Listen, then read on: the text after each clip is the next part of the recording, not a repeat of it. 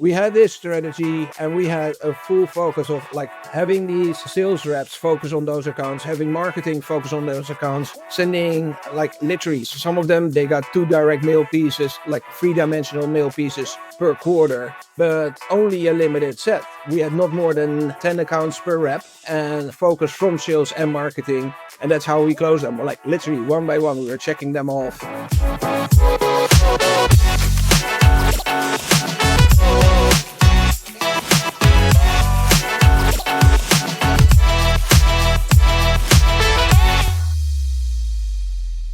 Hello and welcome to the HealthTech Marketing Show. I'm your host, Adam Chirinas. I'm the CEO and founder of Health Launchpad, and I'm joined by my colleague, my partner in crime, Mr. Mark Erwich. Say hi. Hi there. Happy to be on this podcast.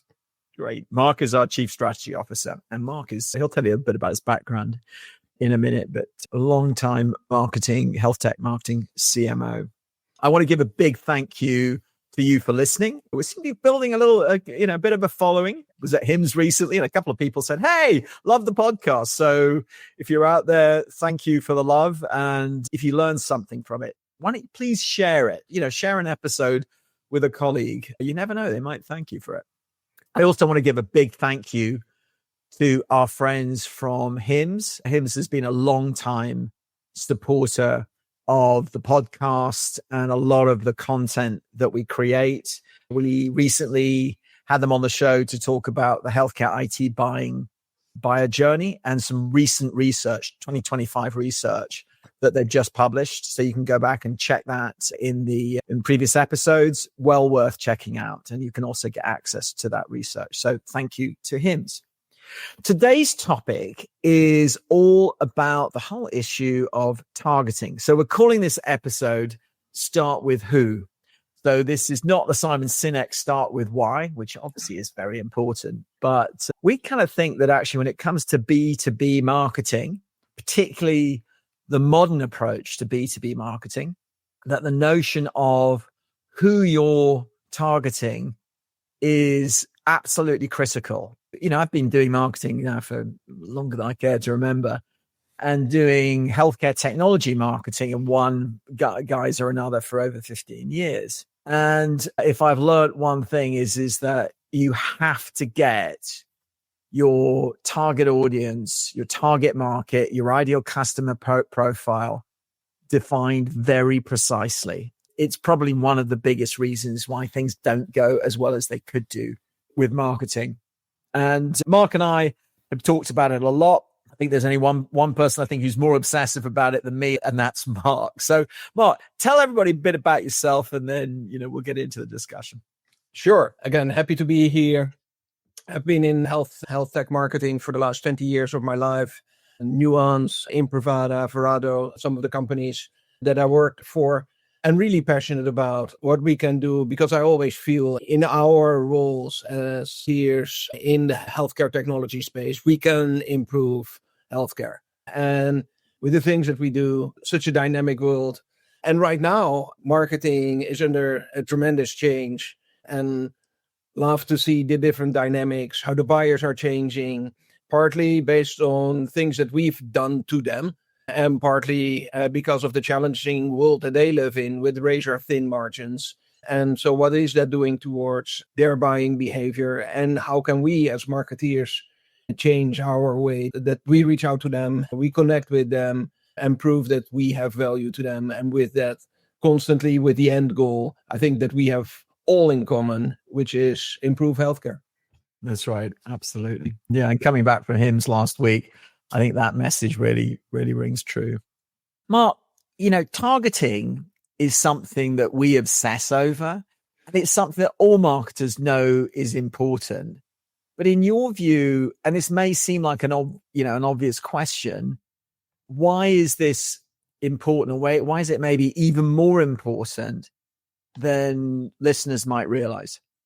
Yeah, I think it's getting more important because of a few reasons. And targeting, there's 2 parts of it. One is the organizational level. We'll talk about that, and we'll talk about TAM and SAM and target accounts. And 2 are the people, right? Who are the people within that organization? And so you need to target on both levels.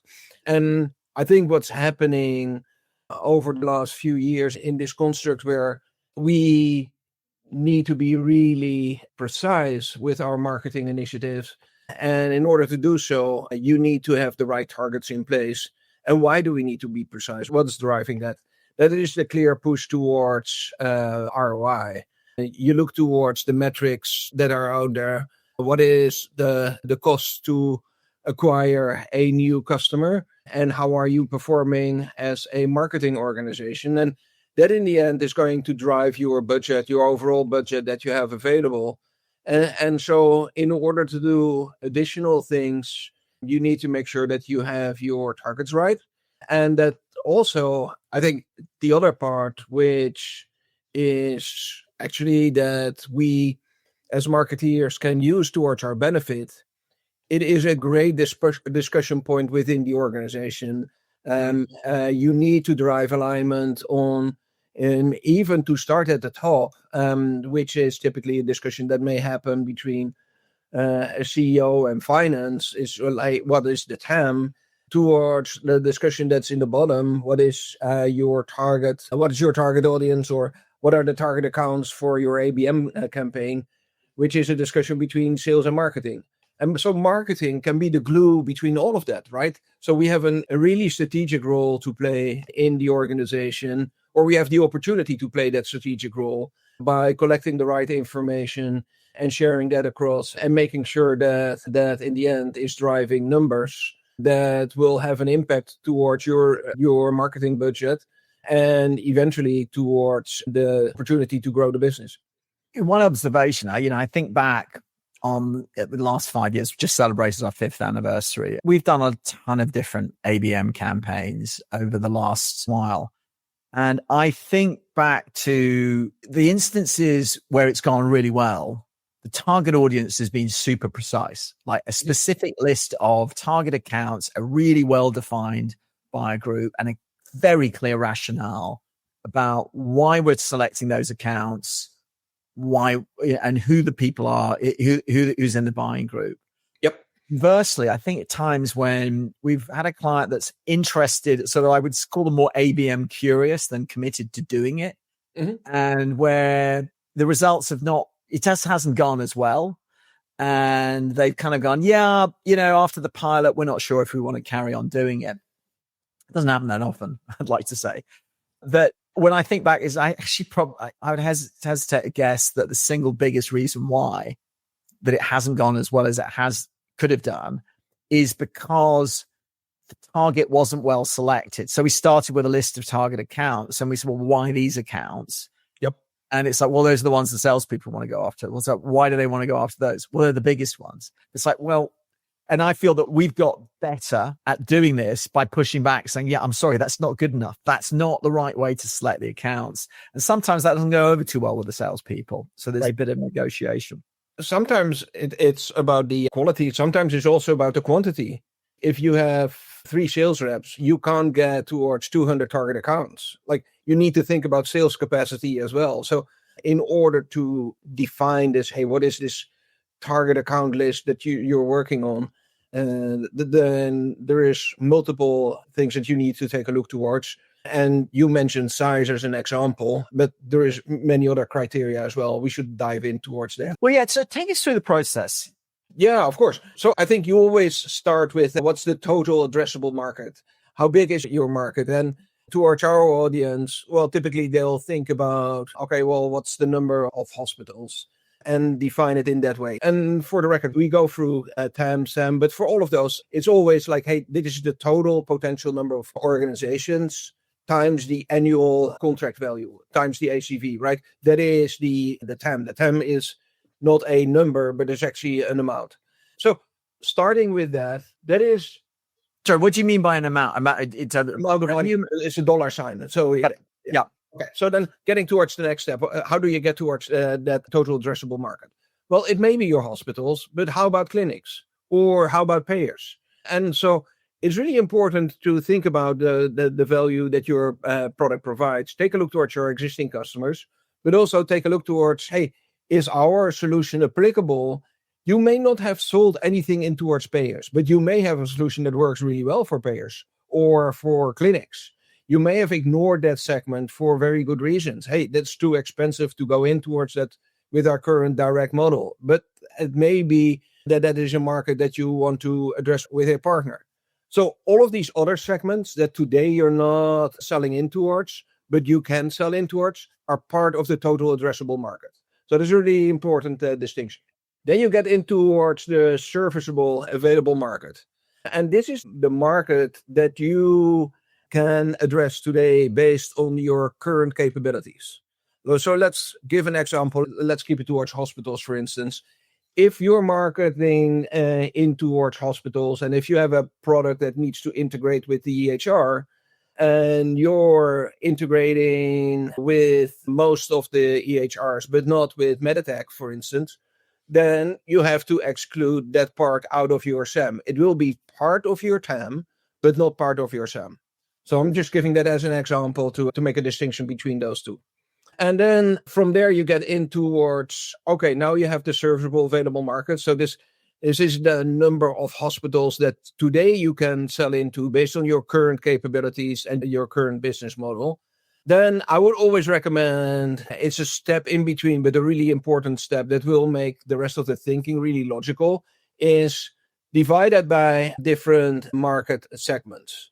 So again, you may sell in towards hospitals today. Do you want to sell in towards clinics? Do you want to sell in towards freestanding radiology departments? Do you want to sell in towards other ambulatory or maybe even payers? So define all of that so that you get a better view of that. Then you get in towards your ideal customer profile. And we frequently say ICP. We talk about that. And that is really that the group of accounts that we would serve best. And that a number of things come in towards the way that we view that. We look towards Firmographic. Hey, what is the size of the organization? What is their business model? And some things that I frequently look at is, hey, are they for profit or not for profit? A good data point that you can look up in towards their website, or even better if you have a tool like Definitive where all of that information is available. Then you look towards Technographics. So what is their technology stack? Again, the EHR may be relevant, but there may be other parts that are relevant. Are they partly in the cloud? And are they aligned towards Microsoft or Amazon or another cloud vendor? And sometimes there's challenges to mix that. So really important. They may also have a competing product that's relevant. So to do that assessment, again, it will be valuable to have that insight in towards the market. And then you take a look towards the behavioral. So that's the third element. How do they purchase? Like, are they buying through group purchases? Are they buying direct? Are you dealing with the individual hospital, or is it part of an IDN and you're dealing with the headquarters of the IDN? And maybe they're on a fiscal that ends on June 30th. So other things to keep in mind. So again, Firmographic, Technographic, and behavioral attributes. So those attributes you keep in mind, and that then builds out your ICP, and that basically helps to understand that.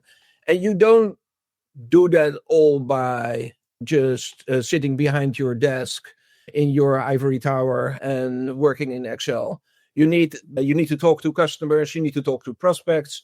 You need to get out there. You just mentioned HIMSS as a perfect example where you can interact with people and talk to or get intel from competitors. What are they selling in towards that? And with all of that information, you get a much better view of, hey, what is your market potential? Now, having created all of that, and we just talked a little bit about that, the target accounts, then finally you get in towards your target accounts. So which companies or which organizations in the ICP should we be targeting, and why should we be targeting?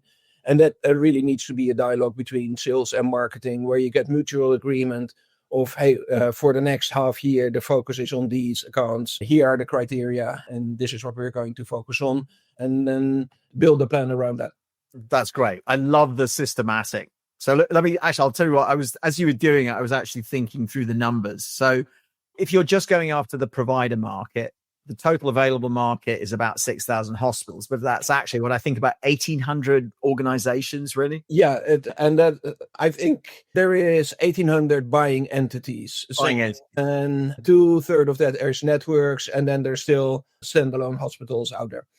You got it. So let's say, actually the total available market for providers is actually about 1,800 organizations. Yeah. And then you say, well, actually, we have a solution. Let's say it's some kind of interoperability solution, which only works with Epic, and we're going after the Epic market. So I think Epic has something like 750 customers currently, something like that. There. Let's say it's 750. And you can get that out of Definitive. So your SAM, your serviceable available market, is actually 750. So then it's okay. So then what's the ideal customer profile? So the ideal customer profile, maybe you've got a solution which works better with legacy customers, like customers that are on a sort of older versions of Epic. Yep. And that might mean that you actually halve your ICP, your ideal customer profile, is actually maybe half of that. So let's say it's 375 accounts. So you've gone from 6,000 hospitals, 1,800 buying entities, down to 375 accounts. Then the next one is from the ICP to your target accounts. And you might do a sort of a best fit customer on that. Mm-hmm. And that is, there's a characteristic I've always found with Epic customers. I found it myself when we had my own software company, but I've also heard a lot of our clients talk about this. And that's the notion of that there are Epic customers who are open to new solutions, and there are Epic customers who are not. What I've found, and I've heard other people validate this, is that Epic customers who are new tend to be zealous, and like every time you make a suggestion to them, it's like, well, let me just go back and check and see where this fits on Epic's roadmap. Yep. Whereas Epic customers that have been Epic customers for a while actually love Epic for what they do well, know what they can do well, but also know that, that they really don't want to depend on the roadmap. And so they're much more open to new solutions. So that might take that 375 and move it down to 250. Right. Then to your point, it's like, okay, our salespeople can really only handle 100 accounts.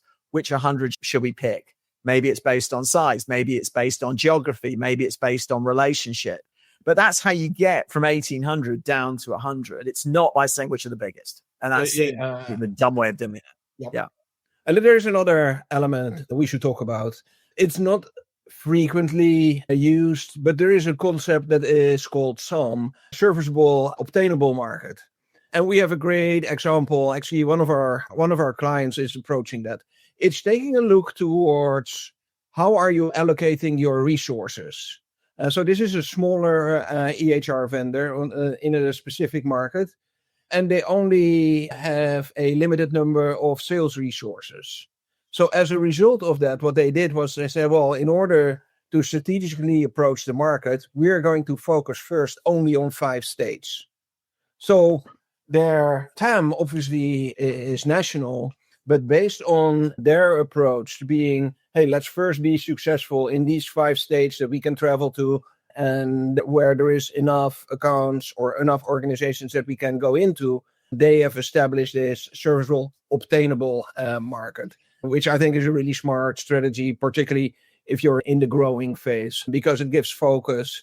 And in the end, focus is what you're going to make you successful. Very good. I haven't heard that notion. SOM. That's great. Serviceable Obtainable Market. Got it. Okay. When we were chatting about this topic, one of the things that you said, which I hadn't heard before, was the issue that quite often these discussions governed by the CFO, by finance, and its conversation might be between the CFO and CEO or CFO and CRO, and marketing is brought in late. Tell me about that. That surprised me. And how does marketing get a seat at the table? Yeah, great question, Adam. So I think it starts by organizations need to build a board deck or need to even find investors. And whether that is PE or earlier investments, that it always starts with some discussion. And so that is just like the third slide in the deck that you have to pitch your company and to look for investments. So typically that is coming from finance. Hey, what's the total number of hospitals and what's our average selling price? So what can we sell this for? And so a number gets in there. I think where marketing can really help is taking a look and start to translate that. Is, hey, okay, well, you looked at hospitals, but there are clinics that have a larger size than hospitals, and we can sell our solution there as well. So like we bring in this depth of knowledge and looking towards where else can we sell, taking a look towards, hey, what are our competitors doing? Have they discovered certain market segments that today we're not in? And are there certain barriers like that is blocking off a whole category of hospitals that we would like to sell into, but cannot for certain reasons? And that's that getting from TAM to SAM. So I think that's really where marketing can play a big role and really provide the glue between finance, sales, and product as well. I think one of the exciting things when you look towards, okay, why is the SAM not bigger, is that there may be certain, like you mentioned Epic as an example. Well, is your product compatible with all of the EHRs out there? Or are there certain requirements? Maybe you are not SOC 2 compliant. And right now, with all of the focus on security, that is definitely a thing that comes into mind for many of the CIOs. Well, I'm not going to take that even into our consideration. So like all of those data points, bringing that together, I think marketing can really play a big strategic role. Yeah, we've kind of lived that actually. For several clients, we've done sort of go-to-market strategy, and it always starts with who? It always starts with a market sizing, but it's a market segmentation and market sizing. For example, a year or so ago, we did some work for a really successful tech-enabled service in healthcare technology that's really well established in the provider market, probably one of the leaders. Mm-hmm. And several $100 million a year in revenue, but they never really forayed into the payer market. So we did a whole go-to-market strategy, including some customer research. But where we started with was a segmentation. Yep. And it was sort of like slicing and dicing the payer market, which is very different than the provider market, to figure out where were the sweet spot customers for them. And that actually resulted in a target account list that they've been pursuing. This notion of the ICP, ideal customer profile, clearly it has value in marketing, in creating campaigns. Where else does that have value? Yeah, great question. So what I've seen is once you start collecting all of that information and you start documenting this becomes a great foundation for your sales enablement program. And now you can actually educate internally your sales team and actually not only train them, but certify them. And particularly when you have different segments, because like you mentioned the example of expanding in towards a new segment. Well, if you've done all of that research, make sure that you model that in towards a training program and get people certified. They can't sell in towards the payer market until they're certified for that. I think it's also providing a lens to go back towards your existing content, whether that's your website or whether it is white papers. So easy it's said, well, we create something extra just for that new segment that we want to go into. But by having your ICP and by having also the personas defined that are relevant in towards these different segments, now you have the ability to really provide that lens and say, hey, is this still okay? Now that we're expanding, not everything is written generically, or should we make adjustments to make sure that that message is well received?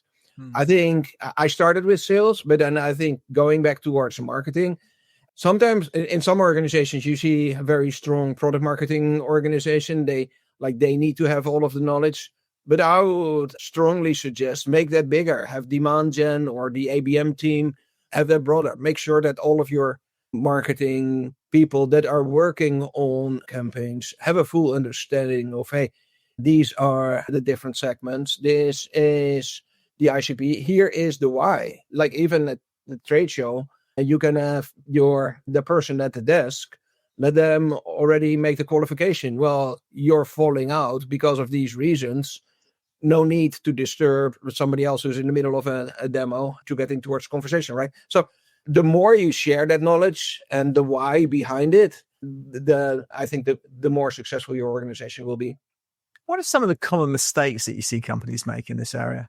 Go straight after TAM and then pour a lot of money in towards it without really thinking. And I think that happens less and less because there's now so much focus on ROI. So that is solved. I think the other part is there is a timing consideration, right? So if we're thinking about for next year, we're launching this new product and that will unlock a certain segment, like we talked about Meditech. So let's continue about that. Now we're able to sell our solution also towards Meditech customers.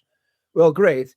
That doesn't mean that you need to start in January 1st. No, that means that you need to start in like September or August in cultivating that market, creating brand awareness, and opening that new segment. So there is misalignment or on your timing of, hey, when a product becomes available, that's not when you start marketing. You start marketing 6 months earlier and make sure that you are ready, even though you may not necessarily have launched the product in towards the market.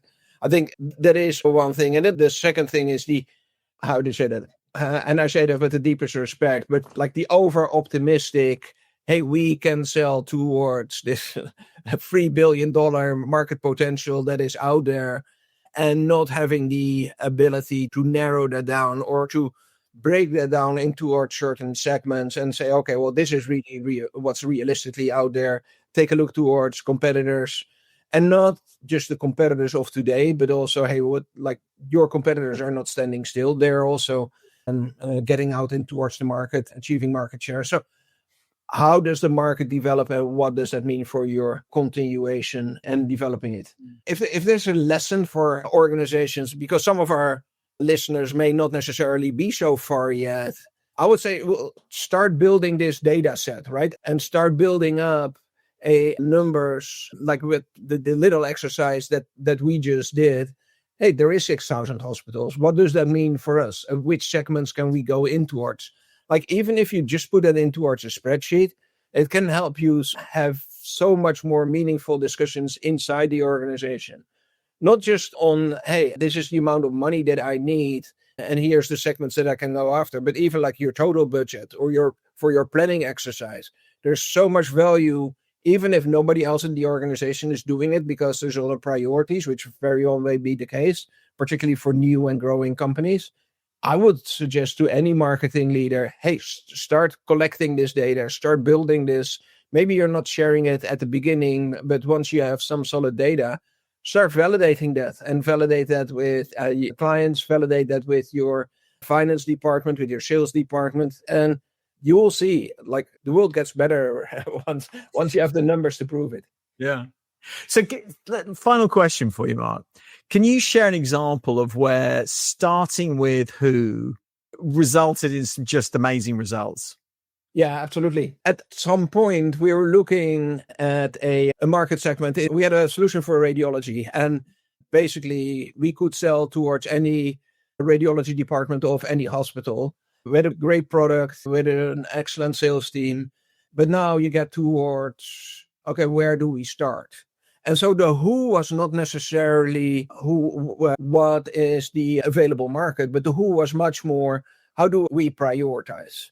So we had a concept where we said, okay, well, rather than taking a look towards what are the biggest hospitals, I did an analysis, taking a look towards, again, data that I pulled out of Definitive, and looking towards the number of procedures that happened in each radiology department and each freestanding radiology clinic, and had developed a metric which was basically giving us insight into which organizations would have the highest ROI as a result of an investment in our solution.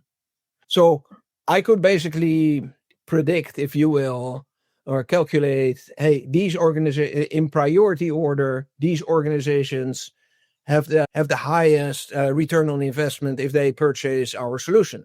So building that list, then overlapping that with the sales territories, and then great discussion with the head of the sales team of the radiology market. We said, okay, well, let's prioritize rather than going after the biggest clients, go after these. Because as you know, right, like biggest clients sounds great, but you're doing elephant hunting. But like they all have 2-year, 3-year sales cycles, and you still need to feed the people. Like you don't pay salaries with future revenue in 3 years.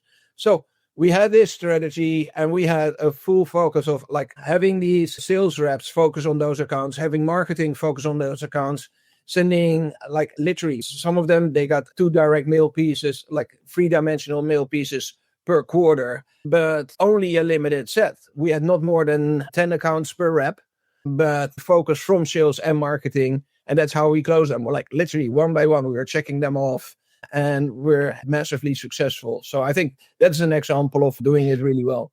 I love that example. And it just makes, me think, if you do the opposite, which is you don't target, you don't place a bet.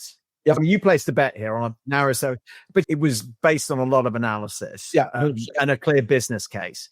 But the converse would be if, when you can't do that, or if you don't have the guts and the analytical ability to do that, you then go broad. And you're not going to do those types of tactics, right? You're going to do a much sort of broader set of sort of more mass advertising, tons of direct mail, tons of sequences. You're not going to do that high touch stuff. And you're also not going to be working as closely aligned with sales. So I just think it's interesting how that decision, again, getting really precise in who you start with, has such a dramatic effect, A, in terms of how you market and sell, and B, in terms of the results and how you can measure those results. I love that. I truly believe, like this is an example of, 15 years ago or so, but I truly believe now this is more important than ever. Like when we talk about these changes that are happening on the buyers, like they're ignoring emails. They get inundated with emails, over 400 emails per day. They're not able, like even if they wanted to, they're not able to open and read those. And even digital advertising. So all of that is getting harder and harder. So we as marketeers need to find this strategy. Hey, how do we find the right accounts, but then have joint effort from sales and marketing towards them through a variety of ways? And I think direct mail starts to come back, but also events like, hey, invite these people for an event, do other things with them. So they have this face-to-face, you build trust with these accounts, introduce them to some of your customers that are happy with your solution. I think that is why it's even more important now than ever before.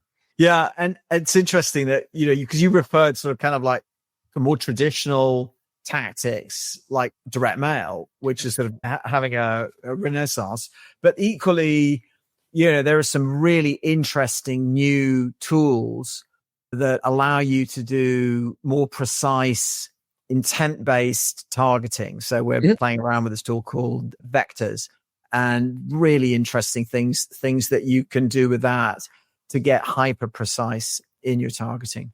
So Mark, thank you. I always learn something every time I talk to you. And I'm sure that everybody who's listening to this is going to learn something as well.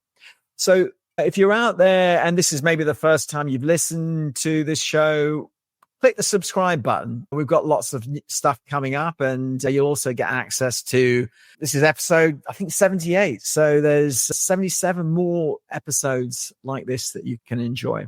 And if you're listening to this and you want to see us, you can check out the video. And if you're watching the video, and you want to listen to it when you're going for a walk or listen to it in the car, you can subscribe through any of your favorite podcast applications. So, Mark, I want to thank you again for all your smarts and your insights. I want to thank the folks from HIMSS for your support, and I want to thank you out there for listening. We'll hope to get you on the next one as well. So with that, I'll bid everybody farewell.